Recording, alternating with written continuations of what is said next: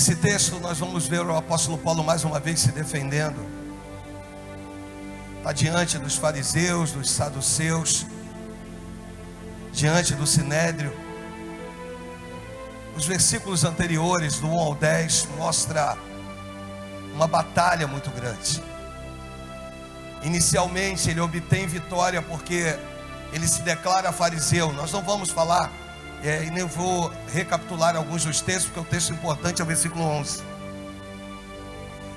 E você vai ver o apóstolo Paulo então se defendendo, tentando mais uma vez. Na verdade ele estava diante de homens cultos e mais uma vez ele sentindo na sua boca o gosto da morte. As pessoas que o julgavam não tinham pena dele. E ele vive um momento tão difícil, tão complicado. E é um pouco sobre isso que eu quero falar essa noite. Eu recebi um telefonema ontem.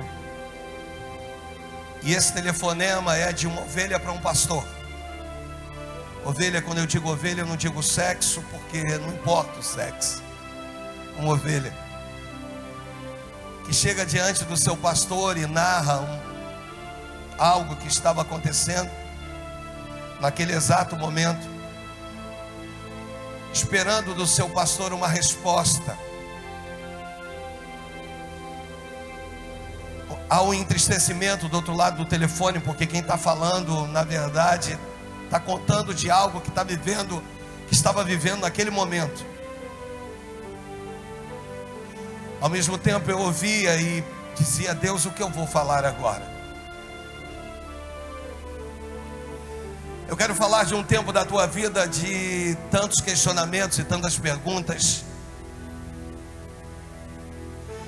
Um tempo em que você olha e diz assim: Senhor, por que justamente comigo? Justo eu que tenho sido fiel, justo eu que tenho feito a tua obra com tanto amor no coração. Porque justamente sobre mim sobreveio tanta dificuldade. Parece um grande tufão, um euroquilão que parece que me escolheu. Eu olho para o lado, eu olho para a vida dos meus amigos, dos meus companheiros da fé, e eu não consigo identificar neles um nível de luta parecido comigo, parecido com aquilo que eu enfrento. Eu olho para a minha situação, eu não vejo quem me defenda. Justamente eu que aprendi o que o salmista diz lá no Salmo 91, no seu versículo 1, a respeito daquele que habita no esconderijo do Altíssimo e descansa à sombra do Onipotente. De palavras que você busca, que você olha, que você procura e de que não encontra. Tu não encontra respostas, tu não encontra. E o pior disso tudo é aqueles que você é obrigado a não contar o que você está vivendo, porque se você conta o que você está vivendo, essas pessoas automaticamente perguntarão: e o seu Deus onde está? Parece que elas comungam da mesma fé que você, parece que elas creem da mesma maneira que você, mas no auge da tua dificuldade, elas não trazem uma palavra de conforto, elas trazem uma palavra de dúvida. E de dúvida numa hora dessa é o que eu preciso fugir. Eu não posso ficar amparado na dúvida. Eu preciso me lançar dela, porque ela é o oposto da fé. E fé é certeza e convicção daquilo que eu não vejo, mas daquilo que eu espero. Mas o que eu vivo isso hoje parece meio contrário a tudo que as Escrituras dizem. Eu olho e eu não vejo sucesso. Eu não consigo terminar com algumas coisas que eu começo. É certo que eu continuo crendo que o Deus ao qual eu sirvo é soberano. Não é algo que anule a tua fé. Não sei se você está entendendo. Não é algo que diminua o teu nível de fé. Não, você é alguém que vai permanecer íntegro.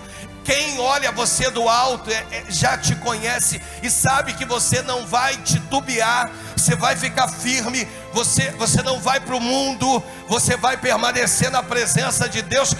Ele sabe, ele já olhou para você, ele te conhece, ele sabe que não tem espaço no mundo para a tua vida. Ele já sabe de tudo isso, mas você está vivendo os infortúnios, você está vivendo as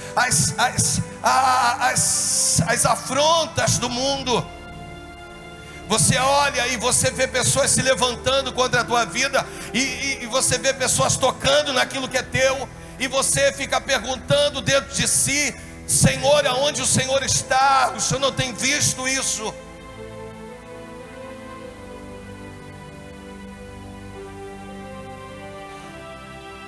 Mas deixa eu voltar a falar, é uma outra coisa que você não tem coragem de contar para ninguém, porque você não quer afrouxar a mão do teu irmão.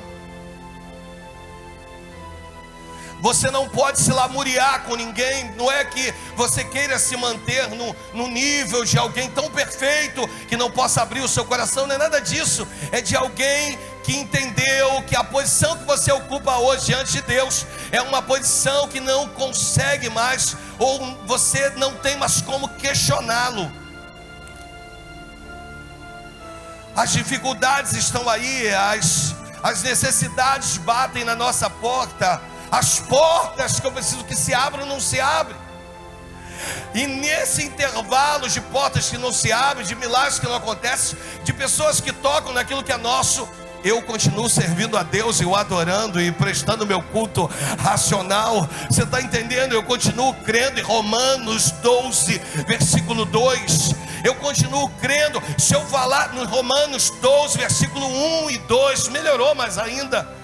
Eu continuo crendo na palavra de Deus. O texto diz: rogo-os, pois, irmãos, pelas misericórdias de Deus, que apresentei o vosso corpo por sacrifício vivo, santo e agradável, que é o vosso culto racional. E aí o versículo 2: que não vos conformeis com esse século, isso que eu vivo, mas transformai-vos pela renovação da vossa mente, para que experimenteis qual seja a boa, agradável e perfeita vontade de Deus. Já falei isso aqui, irmãos. Boa é Cristo aos 12 anos no meio dos mestres, falando de igual para igual. Agradável é Cristo aos 30, começando o ministério dele nas bodas de Canaã da Galileia, transformando água em vinho, perdão. Mas a perfeita é Cristo na cruz, no final de um processo, dizendo: está consumado. Pai, eu cumpri o meu propósito, eu não fugi da cruz, está consumado.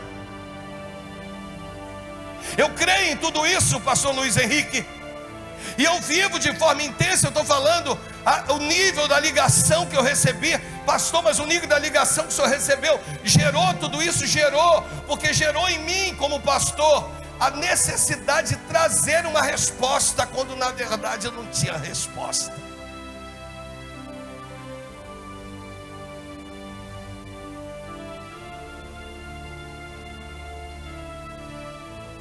Quando eu leio esse texto do apóstolo Paulo, o seu verso número 11 do capítulo 23, esse texto mexe comigo, porque Paulo vive um dia extremamente difícil, e a Bíblia diz: na noite seguinte, o Senhor. Aqui a segunda pessoa da Trindade, se manifesta, mas só se manifesta na noite seguinte. Parece que o que eu tanto esperava chegou atrasado. Ele não podia ter chego na noite anterior. Se ele chega na noite anterior, suportaria melhor o processo. Só que ele chegou na noite seguinte. É claro que isso hoje virou jargão entre nós, em dizer o que eu vou dizer mais uma vez, que ele não vai chegar no seu tempo, é no tempo dele. Mas mesmo uma frasezinha tão usada pelos pregadores, a gente precisa estar sempre ouvindo ela. na noite seguinte.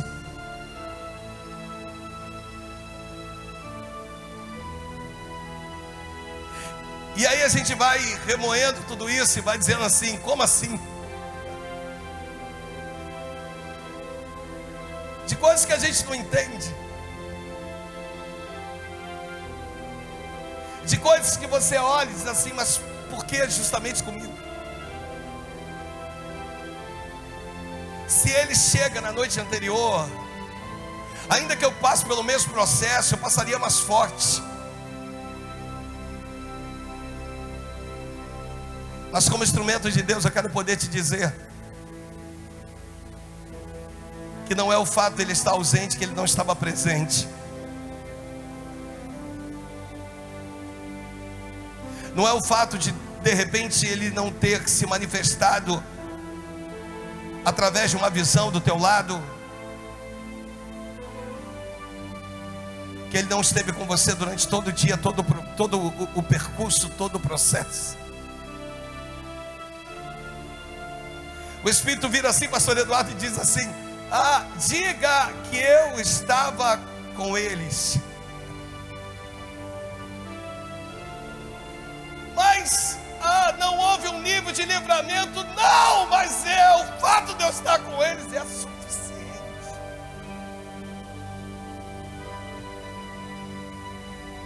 O fato de eu estar do lado deles, mesmo que eles não me vejam, mas é um nível de percepção, porque aquele momento que você sentiu, aquele arrepio, era eu. Aquele momento que os fariseus entraram na sua defesa, Paulo, era o meu espírito.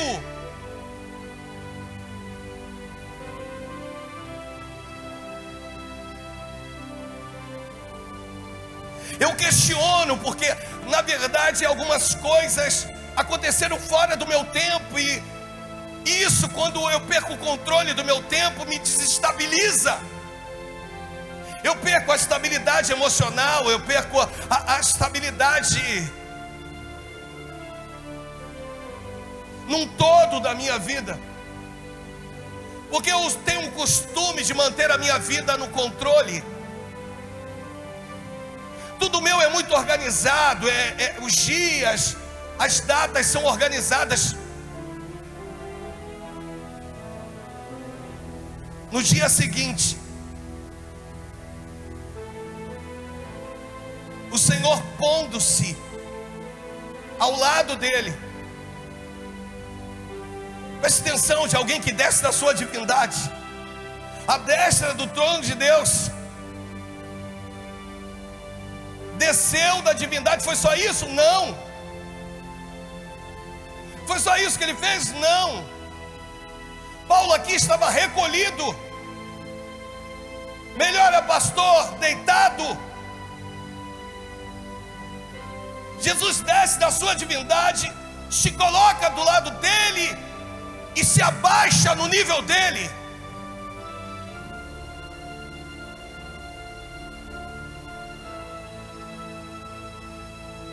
Já falei sobre isso, a questão de Jesus perguntar para Pedro 3 vezes: Pedro, tu me amas? Aí os pregadores viram e dizem assim: perguntou 3 vezes, porque ele negou 3 vezes. Que nada, amados. Jesus veio descendo no nível do entendimento. Pedro, tu me amas? Sim, Senhor, eu te amo. Tu não entendeu ainda, peraí. Pedro, tu me amas? Sim, Senhor. Não, você não entendeu. Deixa eu falar no amor filos agora. Deixa eu descer no teu nível para que tu me entendas. Eu estou falando de um tempo da tua vida que você busca respostas e você não tem. Só tem uma coisa que Deus manda eu dizer a vocês aqui: que Ele sabe o nível da tua conversão, o nível de quem tu és nele. Não é alguém que vai largar, que vai abandonar, que vai embora, que vai, que vai chutar o balde, que vai para o mundo. Não, é alguém que vai ficar firme. Vocês entenderam isso? Não é alguém que vai ficar firme, ainda que não entendendo os processos da vida. Ele não vai precisar trabalhar o espírito dele para falar o teu coração, vai dizer fica. Ele sabe que você não vai abandonar, mesmo com todos esses questionamentos que tu enfrenta. Mesmo quando tu diz: Senhor, o Senhor podia ter prolongado, o Senhor podia ter evitado, o Senhor podia ter... Ele podia, mas Ele não fez.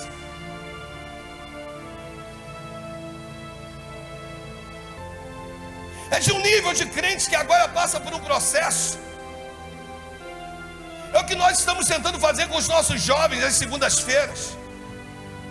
Ensiná-los que a vida cristã é uma vida de muitas das vezes de pancadas, para que lá na frente vocês não afrouxem, não fujam, permaneçam.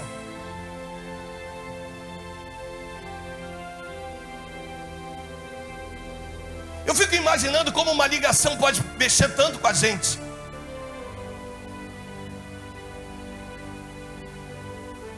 O texto diz: na noite seguinte, pondo-se ao lado dele. Aí vem algo complicadíssimo demais. Disse: coragem. Desculpa, Senhor. O que eu menos espero ouvir em determinadas situações é coragem. Não é isso que eu queria ouvir. Não era isso que eu desejei ouvir.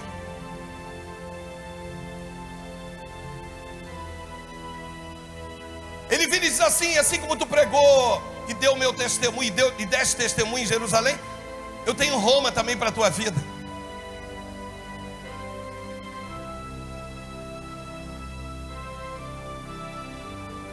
Só que esse nível de palavra que sai da boca daquele que é o Todo-Poderoso não é um nível de palavra que eu gostaria de ouvir.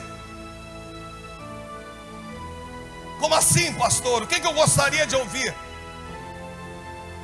Eu gostaria de ouvir Isaías 41, no seu versículo 9, 10, 11. É isso que eu gostaria de ouvir. É esse texto aqui que eu gostaria de ouvir. Tu, a quem tomei das extremidades da terra, e te chamei dos cantos mais remotos, e te disse: tu és o meu servo, eu te escolhi e não te rejeitei. Não temas. É isso que eu precisava ouvir. É isso que muitas das vezes você precisa ouvir. Não é coragem, é não temas. Do versículo 1 ao versículo 10, Paulo sofreu. Foi difícil para ele. Tem sido difícil para você. Tu se dedica, tu vem à igreja. Não temas, porque eu sou contigo. Era isso que eu queria ouvir. Não te assombres, porque eu sou o teu Deus. Era isso que eu queria ouvir. Eu te fortaleço, eu te ajudo, eu te sustento com a minha destra fiel, ou seja, com a minha mão direita. Era isso que eu queria ouvir. Eu preciso ouvir que os meus inimigos, aqueles que tocaram naquilo que é meu, que era meu, porque eles tocam e eles levam, eles não têm pena. Eu preciso ouvir o que o texto diz: eis que envergonhados e confundidos serão todos aqueles que te perseguirem. Eles vão ser reduzidos, eles serão reduzidos a nada. Todos aqueles que contendem contra ti. Era isso que eu precisava ouvir. Não é coragem. É um nível de questionamento que eu não falo com meu irmão. É um nível de questionamento que eu não reclamo com ninguém. É um nível de que é meu, é pessoal, é eu e Deus.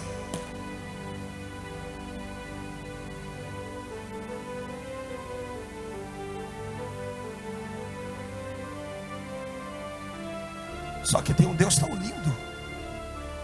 O texto diz assim: eis que envergonhados e confundidos. Eu aprendi nesse texto que nem sempre Deus envergonha para confundir. que muitas das vezes ele precisa confundir para envergonhar. Confundir quem? Confundir o teu inimigo. Só o meu inimigo? Não, confundir a você mesmo, a mim, a todos nós. Por quê? Porque nós atrapalhamos o processo.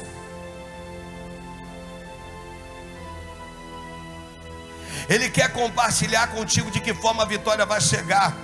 E no meio das perdas, no meio das dores, no meio do auge dos meus questionamentos, ele agora precisa me confundir para poder envergonhar o meu inimigo. Ele tem para mim um tempo de dupla honra, porque ele vira e diz assim: acabou o opróbrio na tua vida. Mas eu estou vivendo no meio do opróbrio. Mas é no meio do opróbrio, é no meio da vergonha que ele diz: acabou o tempo de vergonha. Você entendeu? Diga amém. Acabou o tempo de vergonha na tua vida. Como que ele faz isso? No meio da vergonha, no meio do opróbrio, no meio das circunstâncias mais difíceis que você esteja vivendo, no meio desse caos, no meio desse momento que tu está dizendo: eu não estou entendendo nada. É desse jeito, tocaram naquilo. Eu queria ver os meus inimigos sendo abatidos, porque eles tocaram onde não tinham que tocar. Mas Deus vira e diz: coragem.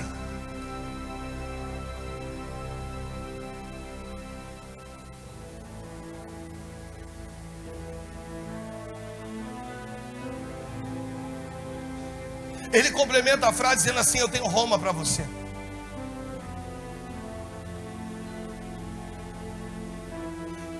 E os meus inimigos, não vou fazer nada com eles.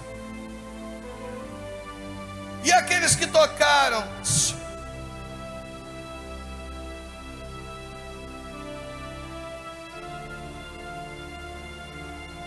a quem você serve? Tem alguém do teu lado? Pergunta a essa pessoa: a quem você tem servido? Diga assim: a partir do momento, diga, a partir do momento que eu passei a servir ao meu Deus, ninguém tem poder de tocar em nada daquilo que é meu, se Ele não permitir. Se tocaram foi porque Ele permitiu. Se foi arrancado foi porque Ele permitiu. Se você foi embora foi porque Ele permitiu. Aguenta firme, segura. Fica firme, não murmura, não contenda. Não, fica firme. Fica do jeito que você estava quando você tinha o que você perdeu. Você está entendendo? Diga amém. Seja o mesmo adorador, mais intenso. Deus hoje quer virar para vocês e quer dizer: quando vocês me adoram, Jesus, quando vocês me adoram, independente das circunstâncias, eu tenho prazer de mover os céus por vocês.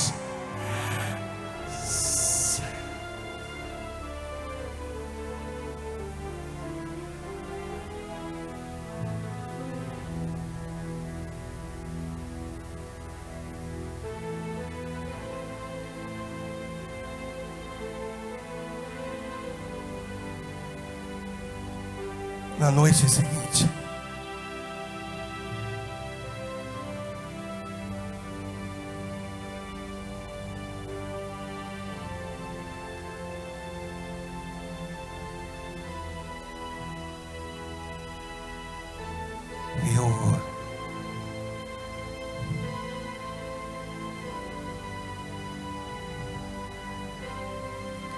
todas as vezes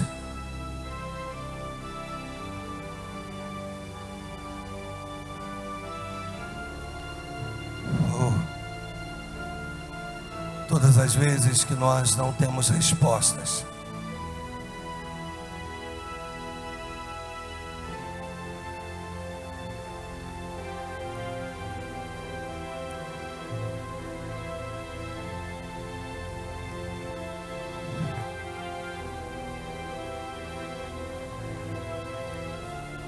e aí no meio de tudo isso, me veio uma canção.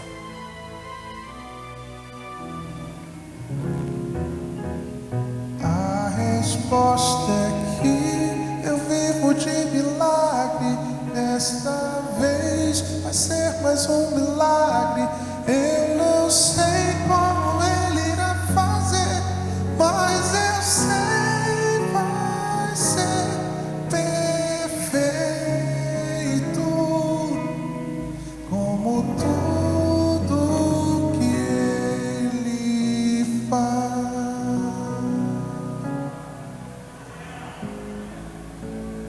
A resposta é que eu vivo de milagres. Desta vez vai ser mais um milagre. Eu não sei como Deus irá fazer, mas eu sei vai ser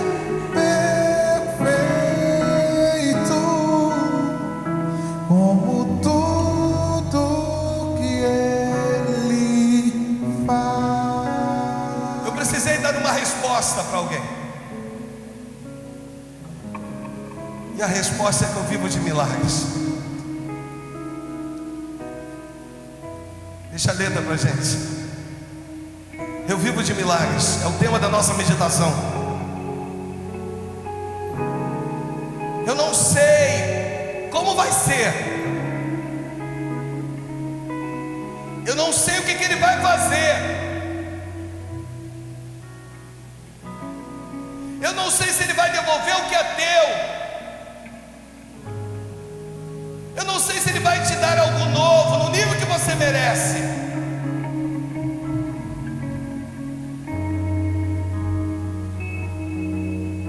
Mas a melhor resposta é aquilo que eu vivo. E poder no final concluir e dizer que vai ser perfeito. Como tudo o que Ele faz. Você entendeu? A resposta é que eu vivo de milagres. Desta vez vai ser mais um milagre. Eu não sei como Deus irá fazer, mas eu sei vai ser perfeito, como tudo que Ele faz. você pode aumentar a tua voz, você pode se colocar de pé. A resposta é que eu vivo de milagres. Desta vez vai ser mais um milagre. Eu não sei como Deus irá fazer, mas eu sei vai ser perfeito, como tudo que Ele faz. E a resposta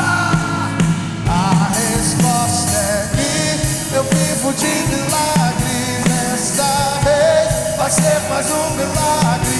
Eu não sei como Deus irá fazer, mas eu sei vai ser perfeito, como tudo que Ele faz. saia do seu lugar, abençoe vidas.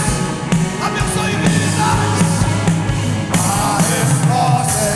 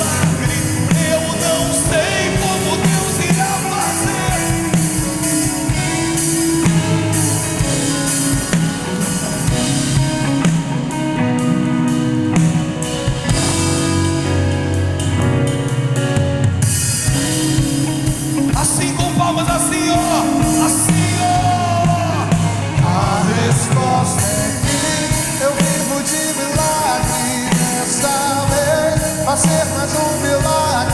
Eu não sei como Deus irá fazer, mas eu sei, vai ser